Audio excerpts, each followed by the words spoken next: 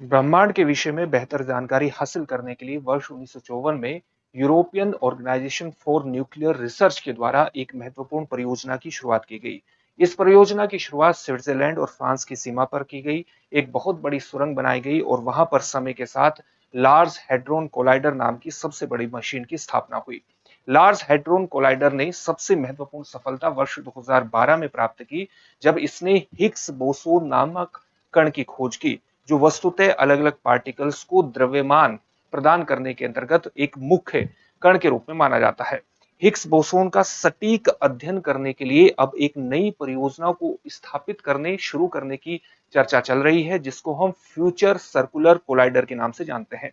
Future circular collider क्या है और ये परियोजना किस प्रकार से हिग्स बोसोन का सटीक अध्ययन करने का प्रयास करेगी, चलिए जानते हैं इन फोकस के इस प्रोग्राम में।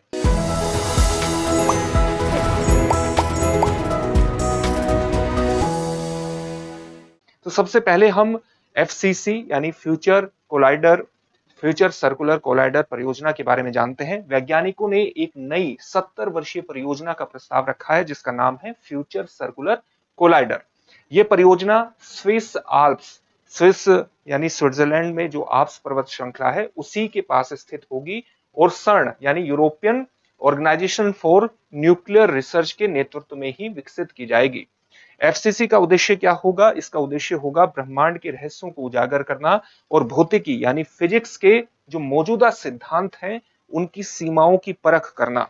यानी फिजिक्स के जो वर्तमान सिद्धांत हैं उन्हीं को अंतिम सिद्धांत नहीं मानना है, उससे आगे जाकर के नए सिद्धांतों की खोज करना है और उसके अंतर्गत एफसीसी विशिष्ट भूमिका का निर्वहन कर सकती है।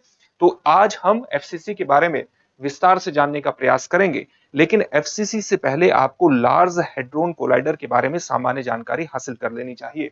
आप जानते हैं कि लार्ज हेड्रोन कोलाइडर वर्तमान में दुनिया की सबसे बड़ी मशीन है, जिसकी परिधि 27 किलोमीटर है। ये कहां पर स्थित है? फ्रांस और स्विट्जरलैंड की सीमा पर स्थित है और इसे 15 और वर्षों तक संचालित करने की योजना चल रही है।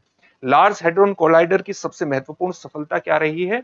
2012 में हिग्स बोसोन की खोज रही है और इस खोज ने यह स्पष्ट किया कि कणों को द्रव्यमान, पार्टिकल्स को जो द्रव्यमान प्राप्त होता है वो किस प्रकार से प्राप्त होता है, वो हिग्स क्षेत्र से प्राप्त होता है। हिग्स क्षेत्र के बारे में एक सामान्य जानकारी हासिल कर लेते हैं कि ये वस्तुतः क्षेत्र है क्या। ये आपको दिखाई नहीं देगा कि हिग्स क्षेत्र होता क्या है, हिग्स फील्ड क्या होता है। मान लिया आप एक ऐसे कमरे में प्रवेश करते हैं जिसमें बहुत ज्यादा धुंध है। अगर आप इस कमरे में प्रवेश करेंगे तो ये क्या करेगा? ये आपकी गति को धीमा कर देगा। आपको गत आपकी गति को स्वाभाविक है कि ये धुंध किसी भी प्रकार का जो फोग है वो धीमा करेगा। इसी तरह से हमारे ब्रह्मांड में इस प्रकार का हिग्स फील्ड है कि जब इस हिग्स फील्ड से कण गुजरते हैं तो वो उन पर उनकी गति धीमी हो जाती है। इस हिग्स फील्ड का सबसे बड़ा प्रमाण जो है वो वर्ष 2012 में प्राप्त हुआ।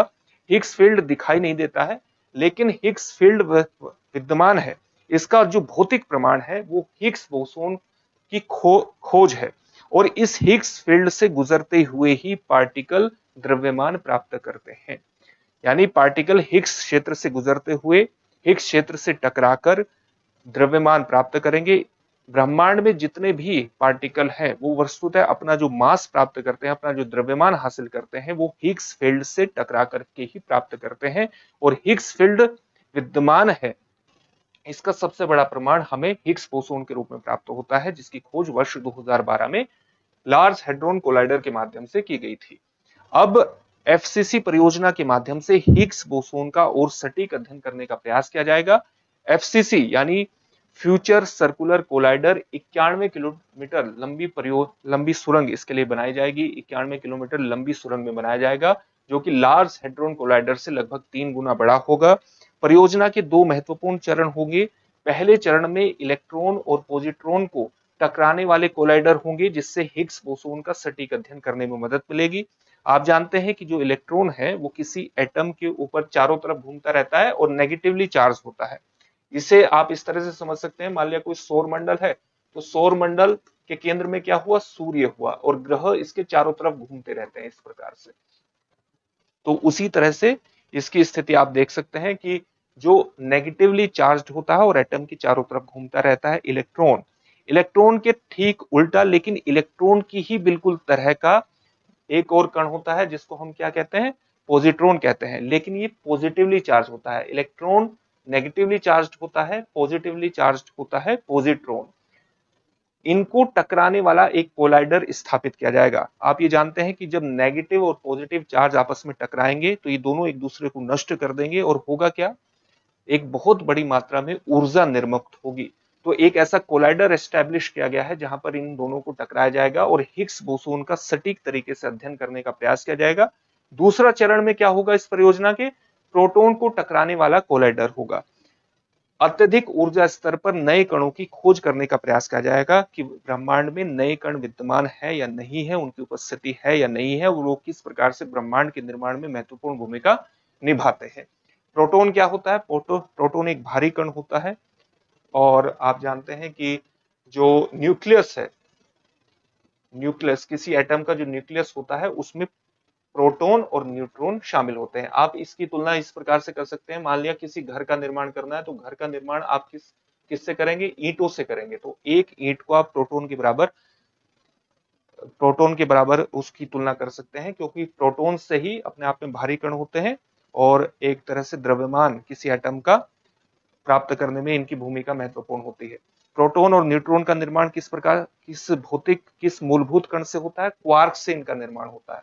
क्वार्क्स को जान लीजिएगा, ये मूलभूत कण है हमारे ब्रह्मांड के, ये दिखाई नहीं देते, लेकिन प्रोटॉन और न्यूट्रॉन को निर्माण में इनकी भूमिका होती है। यही इन्हीं से वस्तुतः प्रोटॉन और न्यूट्रॉन का निर्माण होता है। जिस प्रकार से किसी ईंटों से घर बनता है, लेकिन ईंट का निर्माण जिस कण से हो, अगर हम उसकी तुलना प्रोटॉन से करें तो उस प्रोटॉन का निर्माण किससे हुआ है, क्वार्क से हुआ है।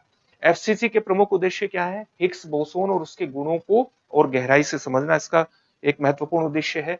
ब्रह्मांड में पदार्थ और प्रति पदार्थ, मैटर और एंटी मैटर के असंतुलन को जानना भी इसका एक महत्वपूर्ण उद्देश्य होगा। जैसे पदार्थ की तुलना अगर आप इलेक्ट्रॉन से करें तो एंटी मैटर क्या होगा, पॉजिट्रॉन होगा। तो इस प्रकार से मैटर और एंटी मैटर की तुलना, इनमें असंतुलन क्यों होता है, इनमें इम्बैलेंस क्यों होता है, इसका अध्ययन करना भी इस परियोजना का महत्वपूर्ण उद्देश्य है। साथ ही डार्क मैटर जैसे रहस्यमय कणों की खोज करना भी इसका महत्वपूर्ण उद्देश्य है। डार्क मैटर क्या होता है, डार्क मैटर अदृश्य होता है, न तो प्रकाश को उत्सर्जित करता है न ही प्रकाश को परावर्तित करता है, और इसलिए डार्क मैटर दिखाई नहीं देता। लेकिन वैज्ञानिकों का ये मानना है कि हमारे ब्रह्मांड का लगभग 85% हिस्सा डार्क मैटर से निर्मित हुआ है। तो डार्क मैटर की प्रकृति का अध्ययन करना भी इस परियोजना का एक महत्वपूर्ण लक्ष्य होगा, उद्देश्य होगा। तो ये कुछ महत्वपूर्ण उद्देश्य हमने जान लिए। वैज्ञानिक इस परियोजना के प्रति किस प्रकार का लक्ष्य रखते हैं, किस तरह से हमारे ब्रह्मांड को समझने का लक्ष्य रखते हैं। वैज्ञानिक हल्के कणों के द्रव्यमान के स्रोत को समझना चाहते हैं। आप ये तो जानते हैं कि हमारे ब्रह्मांड में अगर कोई कण हिग्स फील्ड से गुजरता है तो हिग्स बोसोन, जो कि हिग्स फील्ड का एक प्रमाण है, तो हिग्स फील्ड से गुजरते हुए टकराते हुए पार्टिकल द्रव्यमान हासिल कर लेता है, मास हासिल कर लेता है।